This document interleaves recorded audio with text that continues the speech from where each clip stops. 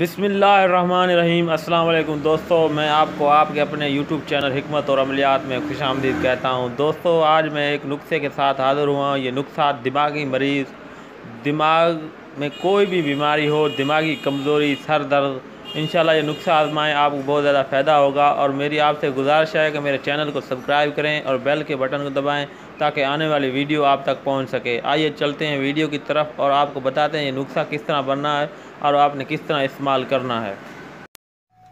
औज़ुबिल्लाहिमिनश्शैतानिर्रजीम, बिस्मिल्लाहिर्रहमानिर्रहीम। नाज़रीन अस्सलाम वालेकुम, मैं सईद अहमद आपकी खिदमत में हाज़िर।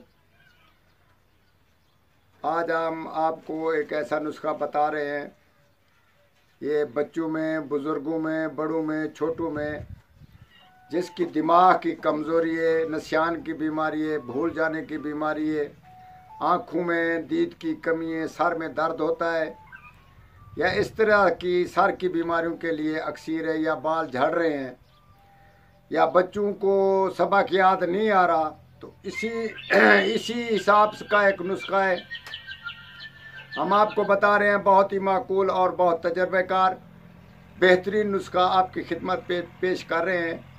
एक पाव खालिस शहद ले लें, उसमें एक पाव साफ जो कि टूटी हुई ना हो, गिरी बादाम की ले लें। शर्त उसमें यह कि एक ही गिरी टूटी हुई ना हो। उसमें डालकर रख दें। 3 दिन के बाद इस्तेमाल करना है। सुबह मुँह निहार शहद और गिरियाँ आप आपस में मिक्स करके रख लें। 3 दिन के बाद इस्तेमाल करनी है। सुबह रोज़ाना 3 गिरियाँ आपने मुँह निहार खानी है। 15 मिनट के बाद और कुछ खाते रहें। इसी तरतीब से ये एक ही बंदे की खुराक है। इससे आदमी की दिमाग, बच्चों का हाफजा तेज़ हो जाना, सबक याद ना होना, ये सब चीज़ों के लिए अक्सर आपको ये नुस्खा बताया और आसान नुस्खा है। आप इंशाअल्लाह ताला इसको इस्तेमाल करेंगे और दूसरों को भी शेयर करेंगे। वस्सलाम।